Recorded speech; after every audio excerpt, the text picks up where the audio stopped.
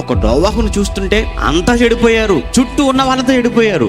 ఎంతమంది చెడిపోయిన వారి మధ్యలో ఒక్క నోవాహు నీతిమంతుడిగా బ్రతుకుతుంటే ఆ ఒక్కడిని చెడగొట్టడం పెద్ద కష్టమా? చెడిపోయిన వాళ్ళందరి మధ్య ఒక్కడు నీతిమంతుడిగా బ్రతకడం చాలా కష్టం, ఇతన్ని పడగొట్టడం కూడా చాలా సులువు వాళ్ళకు. కానీ వాళ్ళందరి మధ్యలోకి నోవాహు వెళ్ళాడు, నోవాహే నిలబడ్డాడు. 120 ఏళ్ళు వాక్యం చెప్పి చెప్పి చెప్పి చెప్పి వాళ్ళను మార్చాలనుకున్నాడే తప్ప వారిలా నోవాహు మారిపోవాలని మాత్రం నోవాహు అనుకోలేదు. వారిలో నోవాహు ఒకడు కాలేదు. ఎంత గొప్ప విషయం కదా. నోవాహు గురించి ఆలోచిస్తున్నప్పుడు అదే అనిపిస్తుంటుందండి.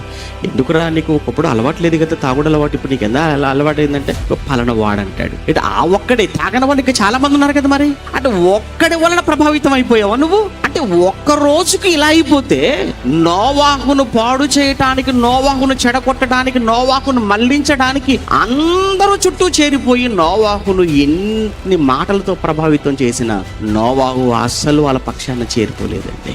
వారిని మార్చాలి, వారిని తిప్పాలి అనుకున్నాడు దేవుని వైపుకు.